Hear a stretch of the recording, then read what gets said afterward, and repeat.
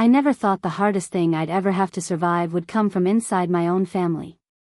Not from strangers. Not from bad luck. Not from some unexpected tragedy. It came from the people whose voices I recognized before they even said hello.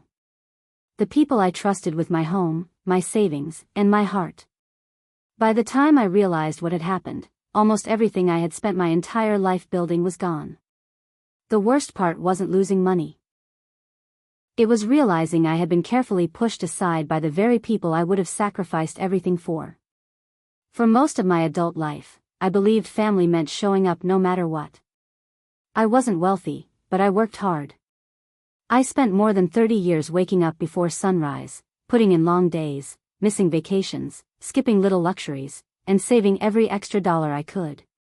My dream wasn't a mansion or an expensive car. I wanted security. I wanted a peaceful retirement where I could finally slow down without worrying about bills every month.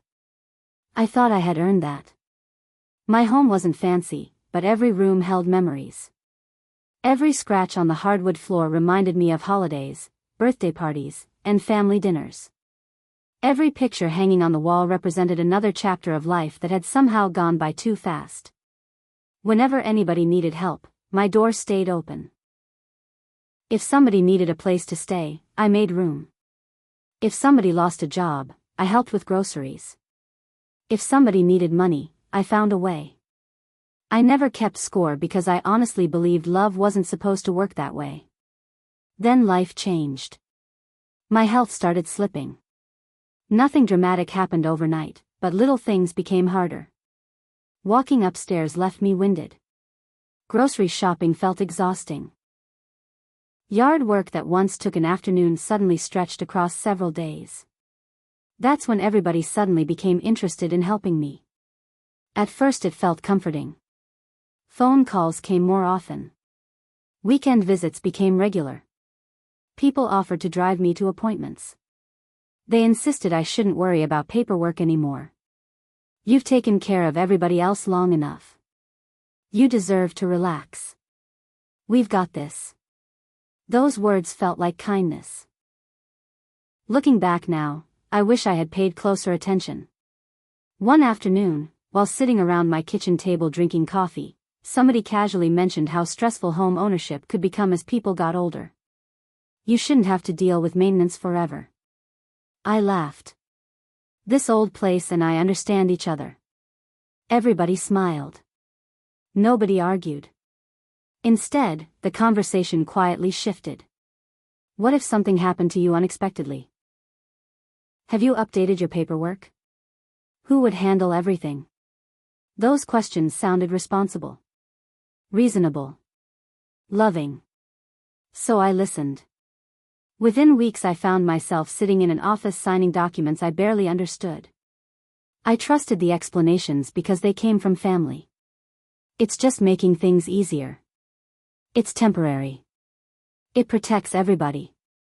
No big deal. Every signature felt routine. Nobody rushed me. Nobody raised their voice. Nobody seemed dishonest. That's exactly what made it so dangerous. Months passed. Life continued. Then one morning I received a letter that didn't make any sense. According to the document, I no longer fully control my own property. I read it 3 times. Then 5. My hand started shaking. I called immediately. Oh, don't worry about that. It's just legal wording. It's for convenience. I wanted to believe it. Deep down, though, something felt wrong. For the first time in my life, I hired my own attorney without telling anybody. Walking into that office made me feel almost guilty, like I was betraying my own family. After reviewing the paperwork, the attorney slowly removed his glasses. When exactly did you agree to transfer these rights? I didn't. He slid the documents across the desk. You may not have realized it, but that's effectively what happened. Everything inside me went cold. What does that mean? It means decisions about your property may no longer be entirely yours. I couldn't breathe.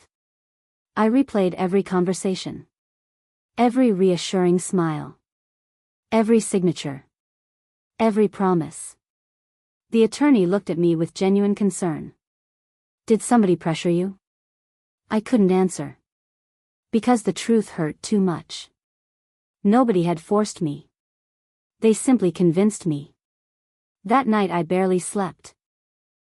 I stared at family photographs until sunrise, wondering how people who hugged me on holidays could quietly arrange something like this behind my back.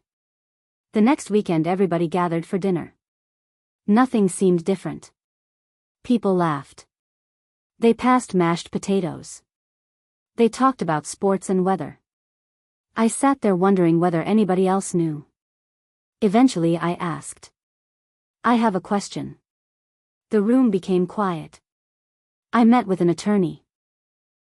Nobody reached for another bite. Nobody smiled anymore. I continued. Can somebody explain why I no longer have complete control over my own house? Silence. Then somebody sighed. We were going to tell you eventually. Eventually. That single word broke something inside me. So everybody knew? It's not like that. Then tell me what it's like. The explanations came quickly. We were protecting you. You weren't thinking clearly. This is better for everyone. Everyone. I noticed nobody said it was better for me. I stood up. I trusted all of you. One voice answered. And you still should. Another said something I'll never forget.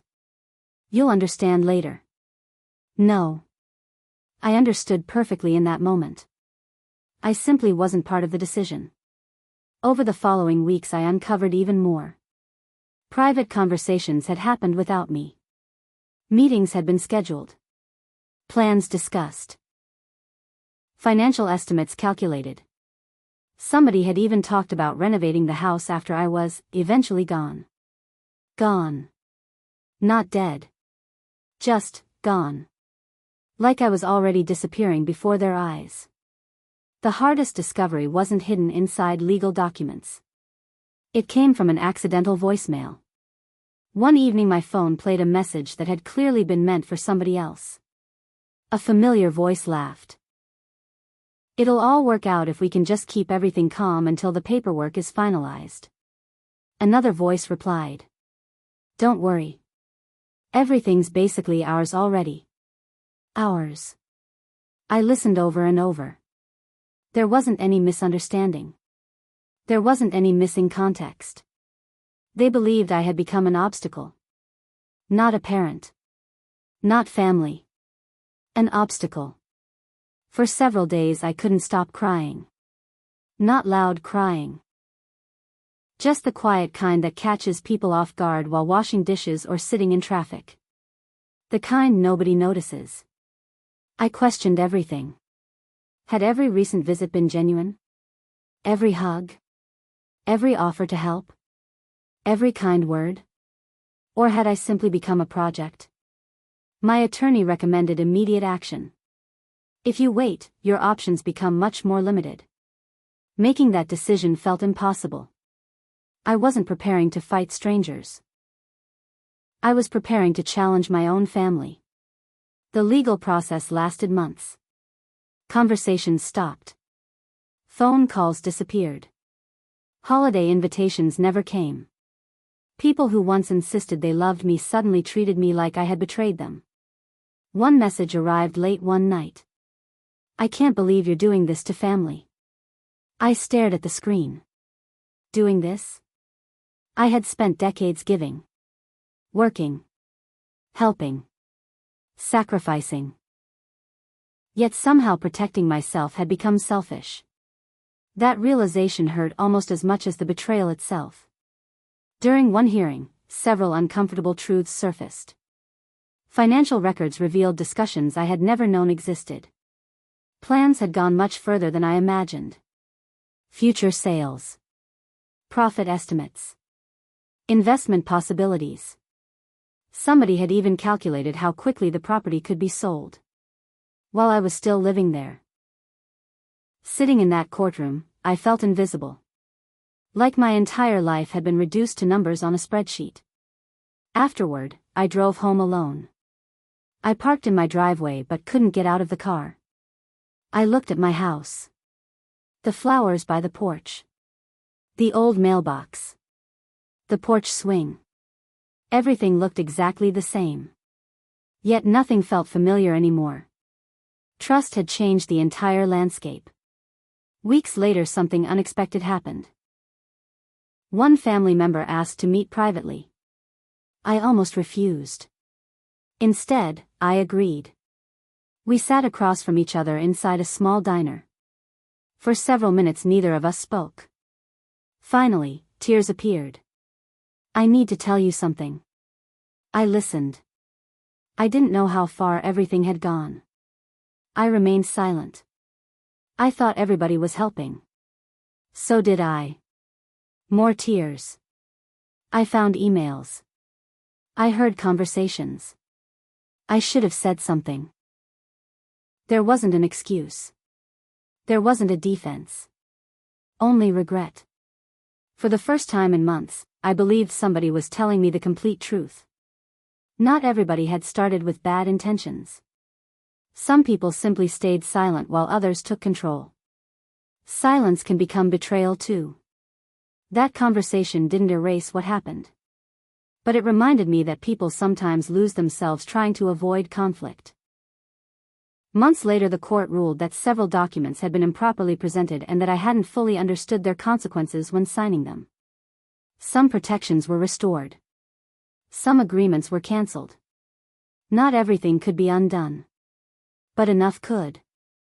Walking back into my house afterward felt different. I wasn't celebrating. I wasn't angry anymore. I was grieving. Because although I had kept my home, I had lost the version of my family I believed existed. Time passed. The phone stayed quiet. Birthdays came and went. Holidays became peaceful instead of crowded. At first the silence felt lonely. Eventually it became peaceful. Without constant pressure, I rediscovered little parts of myself. Morning coffee on the porch. Reading books I'd ignored for years. Planting vegetables. Taking slow evening walks. I realized something surprising. Peace isn't always found by adding people to your life. Sometimes it's found by accepting who no longer belongs there. Almost 2 years after everything happened, somebody knocked on my door. I recognized the face immediately. Age and regret had changed it. Neither of us spoke for several seconds. Finally, the words came. I'm sorry. Not excuses. Not explanations. Just those 2 words. I was wrong. I invited them inside. We sat in silence for a long time. Eventually I asked one question. When did everybody stop seeing me as family? The answer came quietly. I don't think anybody noticed it happening. Greed rarely announces itself. It grows slowly. One compromise. One justification. One conversation. One rationalization. Until decent people convince themselves they're doing something acceptable. That answer didn't erase the pain. But it helped me understand it. Forgiveness didn't happen that afternoon. It took months. Maybe longer. Forgiveness wasn't pretending nothing happened. It wasn't rebuilding trust overnight. It wasn't inviting everybody back into my life exactly as before. Forgiveness simply meant I refused to carry bitterness forever. Trust, however, had to be earned again. Some relationships never recovered. Others slowly found new boundaries. Healthier boundaries. Honest boundaries. Today my house is still mine. More importantly, my peace belongs to me too. I've updated every legal document myself. I've learned to ask questions. I've learned that love should never require blind trust. I've learned that saying no isn't cruel. Protecting myself isn't selfish. The biggest lesson surprised me the most. Family isn't defined by shared blood or old photographs hanging on the wall. Family is built by people who protect your dignity when you're vulnerable. People who honor your voice even when it's inconvenient. People who never confuse your kindness with permission to take what you've worked your entire life to build. I still believe in forgiveness. I still believe people can change. But I also believe that trust is one of life's greatest gifts. Once it's broken, rebuilding it takes honesty, humility, patience, and time. Sometimes it never returns completely. And that's okay. Because surviving betrayal taught me something nobody can ever take away again. My worth was never measured by how much I could give others. My worth existed long before anybody wanted something from me. The people who truly love me today don't ask what they can inherit. They ask how I'm feeling. They sit beside me without an agenda. They call because they want to hear my voice. Those simple moments have become more valuable than anything money could ever buy. I never imagined my own family would betray me like this. But I also never imagined I would discover just how strong I could become after losing almost everything I thought mattered. In the end, I didn't just save my home. I found myself again. If my story touched your heart, please like this video, subscribe to the channel, and share your thoughts in the comments. I'd love to hear your story too.